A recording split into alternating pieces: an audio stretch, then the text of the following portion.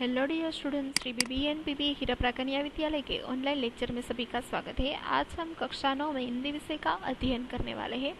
उसमें 12वां चैप्टर है रानी। लेखिका है महादेवी वर्मा। यह एक गद्य है जो महादेवी वर्मा जी के द्वारा लिखा गया है। तो सबसे पहले हम महादेवी वर्मा का परिचय देखेंगे। लेखिका है महादेवी वर्मा, जिनका जन्म सन 1907 ईस्वी सन और निधन सन 1583 ईस्वी सन को हुआ था। हिंदी साहित्य में महादेवी वर्मा का बहुत योगदान रहा है। जो सहृदय, भावुक, अत्यंत संवेदनशील और समग्र नील सृष्टि पर अनुकंपा वर्षण करने वाली छायावादी युग की अप्रीतम रचनाकार रही है। और छायावादी युग था, उनमें 4 स्तंभ गिने जाते हैं: प्रसाद, पंत, महादेवी और निराला। उनमें प्रसाद के साथ सदैव इतिहास बोध रहा तो पंत प्रकृति के कोमल कांत पदावली के रचनाकार के रूप में पहचाने जाते हैं। निराला अपनी ओजस्विता और रौद्रता के लिए, तो महादेवी धीर गंभीर दर्द की दास्तान सुनाने वाली कवयित्री के रूप में पहचानी गई है। जो छायावादोत्तर युग था, उनमें जो 4 मुख्य कवि थे, उनमें से एक महादेवी वर्मा का महादेवी वर्मा है, उनमें से एक रही है। और फर्रुखाबाद में उत्तर प्रदेश में जन्म हुआ था उनका। महादेवी सही अर्थ में एक विदुषी और प्रगल्भा नारी के रूप में समग्र जीवन जी गई। मुख्यतः महादेवी कवियत्री ही रही, किंतु स्मृति की रेखाएं जैसी रचना के द्वारा उत्तम गद्यकार, रेखा चित्रकार के रूप में अपनी पहचान बनाने में सफल रही है।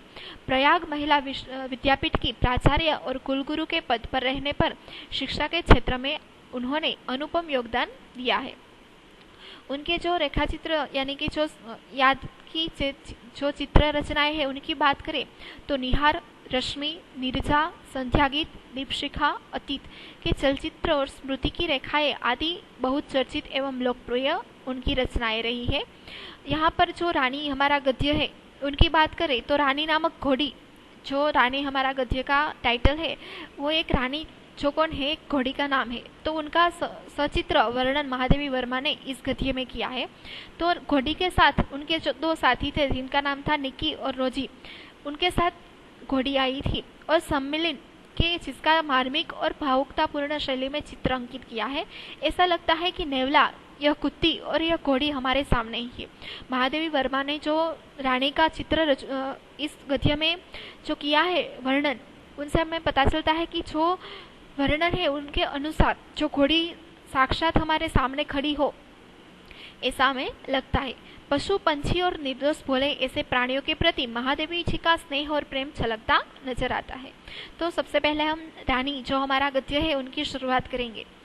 जो महादेवी वर्मा जी के द्वारा लिखा गया है, उनकी बचपन की यादें उनमें समाहित है। रियासत होने के कारण इंदौर में शानदार घोड़ों और सवारों का आधिक्य था। रियासत એટલે શું થાય? રજવાડું, રાજાશાહી। ઇન્દોર જે હતું એમાં પ્રાચીન સમયમાં રાજાશાહી હોવાને કારણે શું હતું? શાનદાર એટલે કે શ્રેષ્ઠ એવા ઘોડાઓ અને અસવારો કે જે ઘોડો સવારી કરતા હોય તેની આધિક્ય એટલે કે વધારે હતા, એની વધારે પડતું જોવા મળતું હતું। उनके अतिरिक्त हमारे अंग्रेजों के बच्चे को छोटे टट्टुओं का या सफेद गधों, जिसकी शादी के संबंध में रामा ने हमारा ज्ञानवर्धन किया था, पर घूमते देखते थे। એના સિવાય જ્યારે મહાદેવી વર્મા છે નાના હતા ત્યારે અંગ્રેજોનું શાસન હતું। તો અંગ્રેજોના જે નાના નાના બાળકો હતા એ છોટે ટટ્ટુઓ એટલે કે નાના ઘોડાના બચ્ચાઓ અને સફેદ ગધાડાઓ પર જ્યાં બેસતા હતા, ઘૂમતા હતા, એ પણ મહાદેવી વર્મા છે એ જોતા હતા। रामा की कहानियों में तो राजा अपराधी को गधे पर चढ़ाकर देश का निकाल कर देता था। હવે આ જે રામાની વાત છે, રામા કોણ હોય છે? મહાદેવી વર્મા હોય એના ઘરનો નોકર હોય છે। એટલે જે રામા છે એ બાળકોને, મહાદેવી વર્મા અને એમના જે ભાઈ બહેન હતા, એમને જે વાર્તાઓ કહેતો, એ રાજાઓ છે એમાં વાર્તાઓમાં શું આવતું કે રાજા છે જે અપરાધી એટલે કે જે ગુનેગાર હોય એને ગધેડા ઉપર બેસાડી અને દેશમાંથી નિકાલ કરી દેતા, એટલે કે દેશમાંથી બાકાત કરી દેતા, દેશમાંથી કાઢી મૂકતા। તો જ્યારે મહાદેવી વર્મા છે એ અંગ્રેજોના બાળકોને આ ગધેડા ઉપર કે જે સફેદ બચ્ચા, ઘોડાના બચ્ચા ઉપર જોતા ત્યારે એને ખૂબ જ આશ્ચર્ય થતું। इन्हें गधों पर बैठकर प्रसन्नता से घूमकर देखकर विश्वास करना कठिन था कि उन्हें दंड मिला है।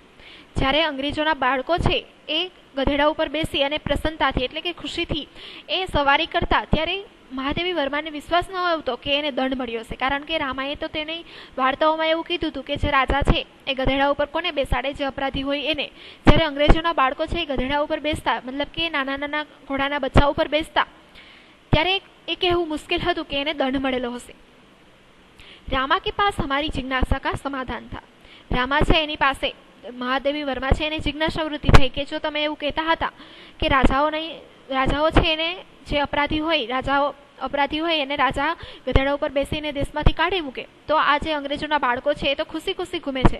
જો તેને દંડ મળેલો હોય તો એ ખુશી રહેતા ન હોય, પણ રામા છે એની સમસ્યાનું પણ સમાધાન કરી દેતા. ત્યારે જે રામા હતો એ શું કહેતા કે ઉन्हें विलायत में गधे पर बैठने का दंड देकर भारत भेजा गया है क्योंकि वहाँ यह वाहन नहीं है.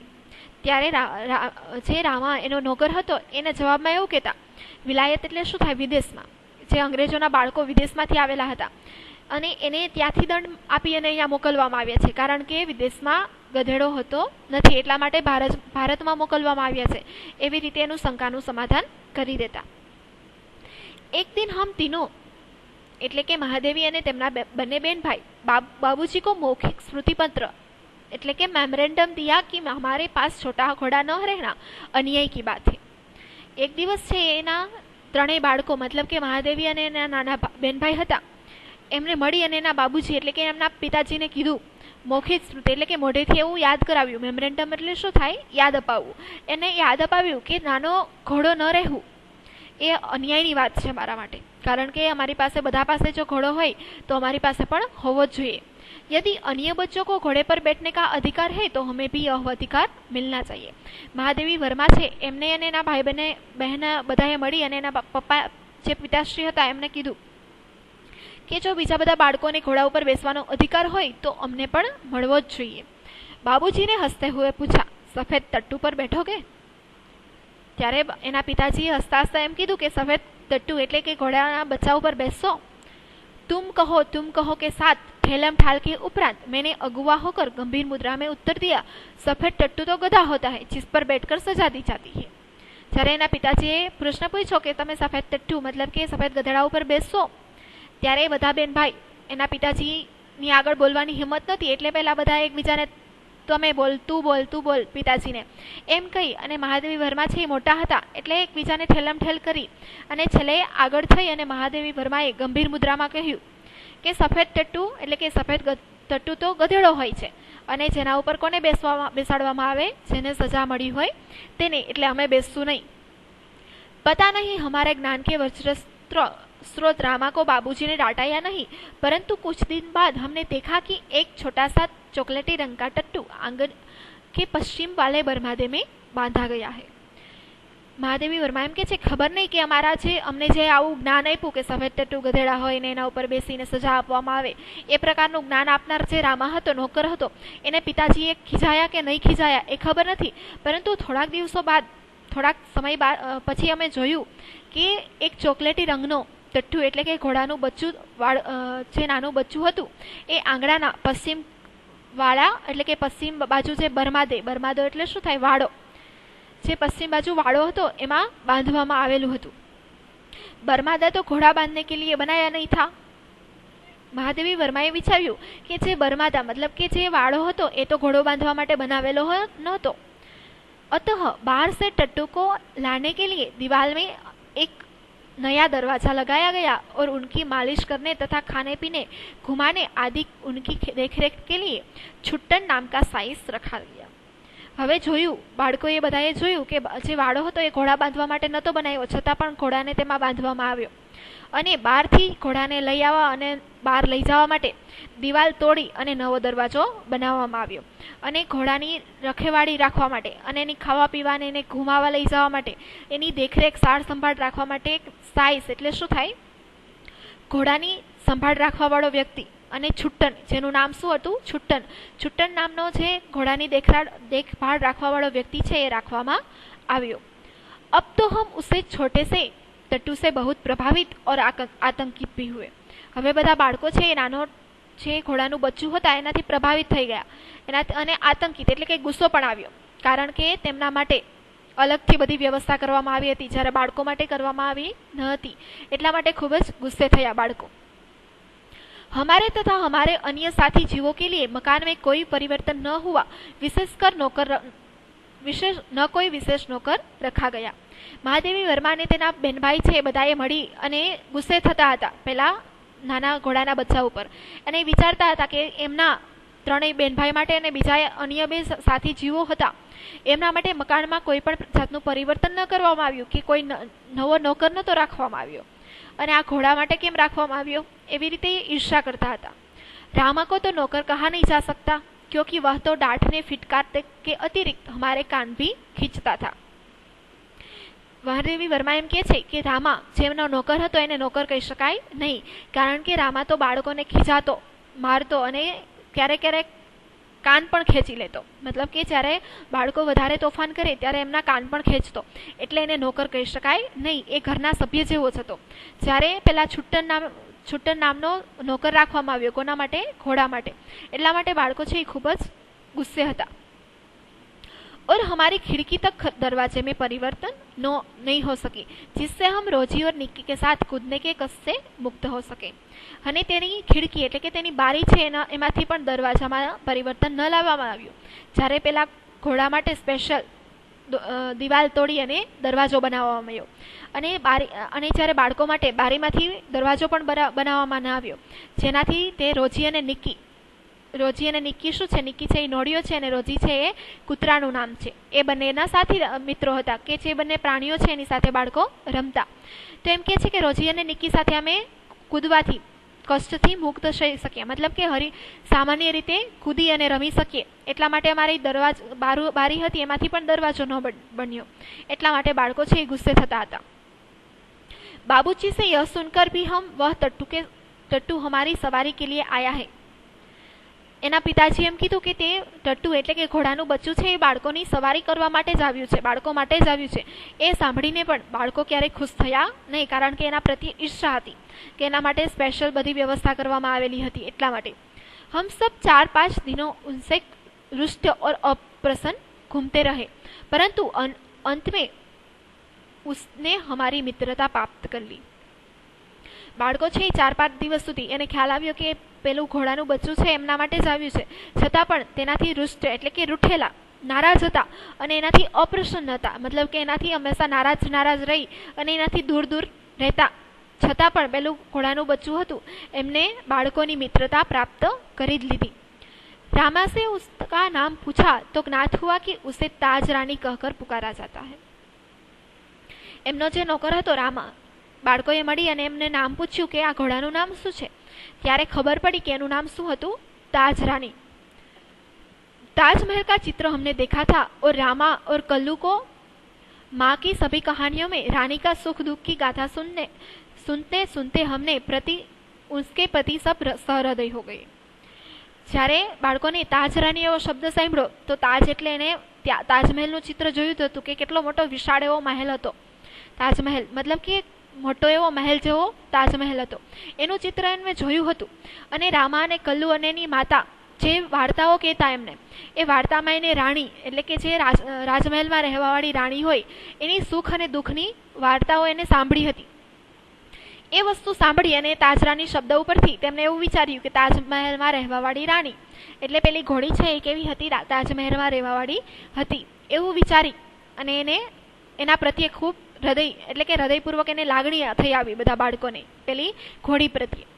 ताजमहल जैसे भवन की रानी होने पर भी वहां से कहानी की तरह रानी की तरह निकल दी गई है, यह कल्पना करते ही हमारे सारी ईर्षा और सारा रोष करुणा से पिघल गया और हम उसे और अधिक आराम देने के उपाय सोचने लगे.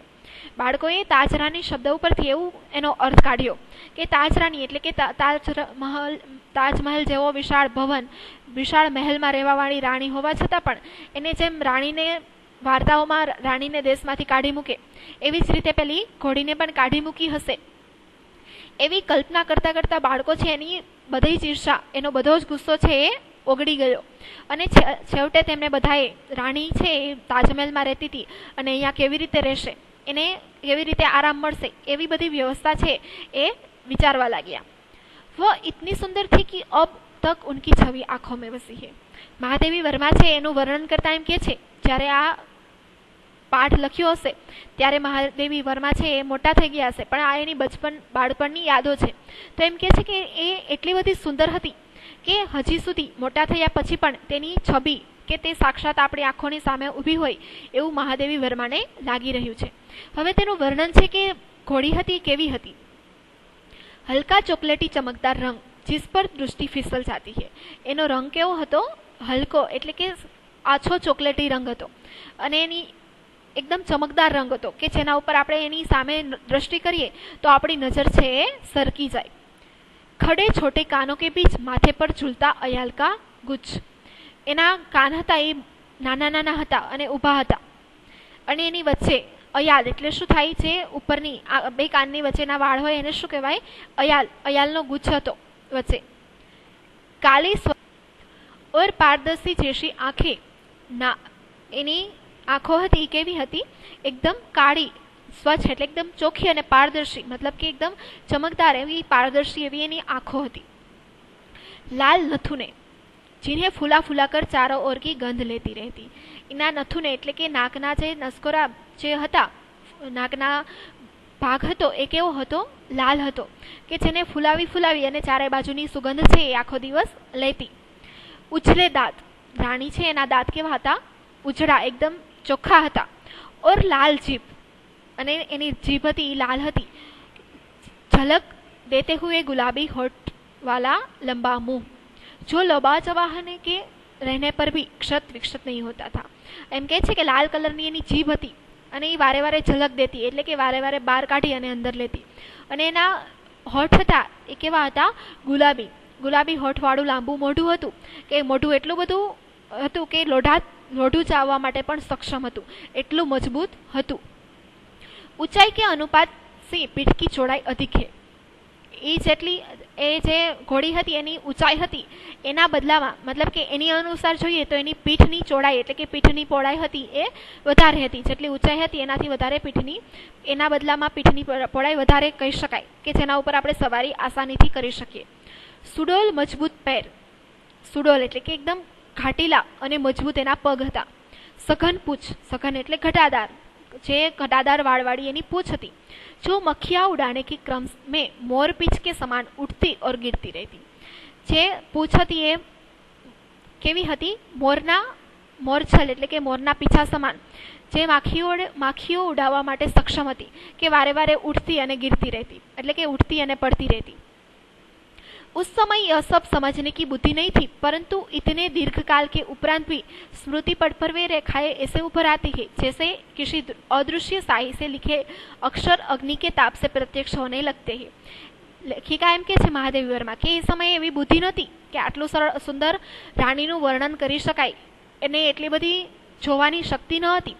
પર અત્યારે આટલા સમય પછી, આટલા લાંબા સમય છતાં પણ એ રાણીનું ચિત્ર છે એટલું સ્મૃતિપટ પર મતલબ કે યાદગારમાં એટલું બધું આવે છે કે જાણે એવું લાગે છે કે કોઈ અદૃશ્ય શાહીથી લખેલા અક્ષર હોય અને અગ્નિ ઉપર રાખવામાં આવે તો પ્રત્યક્ષ છપાઈ જાય. આગ ઉપર રાખવામાં આવેલા અક્ષર છે એકદમ પાછા છપાતા હોય એવું સુંદર એવું દ્રશ્ય સામે આવે છે. આ જે પ્રશ્ન છે આપણે એક્ઝામમાં પૂછાઈ શકે કે રાણી જે ઘોડી હતી તેનું વર્ણન કરો કે કેવી હતી. એ પ્રકારનો પ્રશ્ન પૂછાઈ શકે તો આ બધું જ વર્ણન એમાં આવે. હમ બાર બાર સોચતે હૈ કે વહ કુછ ઓર છોટી ક્યો ન હુઈ. લેખિકાને એમના ભાઈ બહેન છે વારે વારે એવું વિચારતા હતા કે આ રાણી છે આવડી મોટી છે એના કરતાં થોડીક નાની હોત તો કેવું સારું હતું. હોતી તો હમ રોજી ઓર નિકે કે સમાન ઉસે ભી અપને કમરે મેં રખ લેતી. બાળકો છે એવું વિચારતા. બાળકો છે એની બુદ્ધિ કેવી હોય? બાળક જેવી મતલબ બાળ બુદ્ધિ હોય કે એ વધારે પડતું વિચારી ન શકે એટલે એ પોતાનું રમવા માટેનું જ વિચારે. એટલે બાળકો એવું વિચારતા કે જો રાણી ઘોડી હતી થોડીક નાની હોત તો સારું હતું. જેમ રોજી અને નિકી એટલે કે જે કૂતરો અને નોળિયો એના રૂમમાં આવી જઈ શકે એમ પેલી ઘોડીને પણ પોતાના રૂમમાં રાખી લેત એવું બાળકો વિચારતા હતા. रानी को अपने कमरे में ले जाना संभव नहीं था, अतः अस्तबल बना हुआ बरमादा ही हमारा अराजकता का कार्यालय बन गया.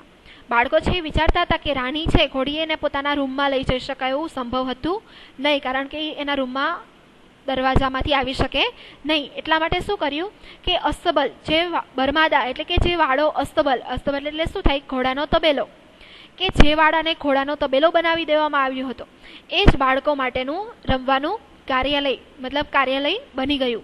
કે જે ઘોડી સાથે બાળકો છે એ પોતાનું કાર્યાલય ત્યાં જ બનાવી દીધું, કે જે તબેલો હતો ત્યાં જ બધો સામાન લઈ ગયા અને રમવા માટે ત્યાં જ રોકાઈ ગયા.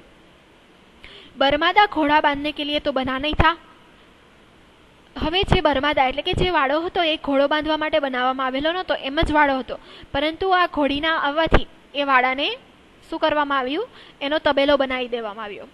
अतः उसकी दीवार में एक खुली अलमारी और कई आते ताक थे. અત્યારે જોઈએ તો એ વાળો છે સ્પેશિયલ ઘોડા બાંધવા માટે નહોતો બનાવ્યો, એક દિવાલ હતી એટલા માટે દિવાલમાં એક ખુલ્લી અલમારી એટલે કે ખુલ્લો કબાટ હતો, કબાટ ટાઈપ છે ખાનાઓ હતા અને ઘણા નાના નાના એવા ખાનાઓ હતા. उन्हीं में हमारा स्वेच्छाएं व्यवस्थापित और शरणार्थी खिलौना का परिवार स्थापित होने लगा. બાળકોએ શું કર્યું કે જ્યાં ઘોડાઓ બાંધવામાં આવ્યો હતો ત્યાં દિવાલ હતી, તેમાં ખુલ્લી એવી એક અલમારી મતલબ કે ખુલ્લો કબાટ એટલે કે ખાના હતા જુદા જુદા, ત્યાં જ બાળકોએ પોતાનું સ્વૈચ્છિક એવું શરણાર્થી ખિલૌના આખો રમકડાનો પરિવાર ગોઠવી દીધો. જે ખાનાઓ હતા ત્યાં જ એના રમકડાઓ ગોઠવી દીધા, જેથી કરીને તે ઘોડી સાથે અને તેના સાથી મિત્રો સાથે ત્યાં જ રમી શકે.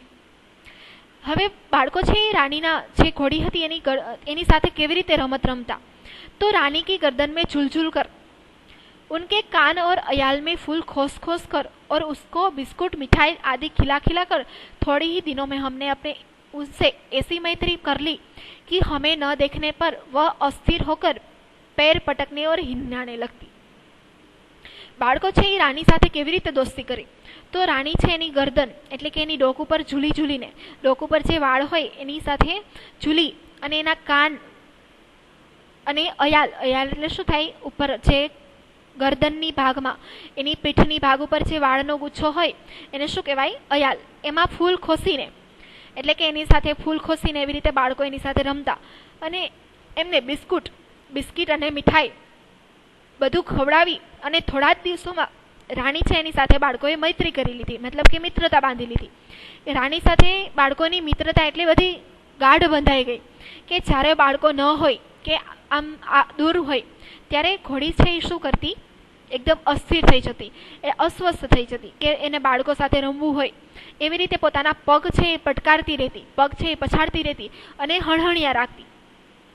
તો એવી રીતે છે એ બાળકોની એકબીજા સાથે મૈત્રી બંધાઈ ગઈ. આ પ્રશ્ન પણ આપણે એક્ઝામમાં પૂછાઈ શકે કે બાળકોએ છે એ ઘોડી સાથે કેવી રીતે મૈત્રી બાંધી, તો એમાં જવાબમાં આવી શકે આ. તો આજે આપણો લેક્ચર છે અહીંયા સુધી જ રાખીશું. નેક્સ્ટ લેક્ચરમાં આગળનો ભણીશું. Thank you.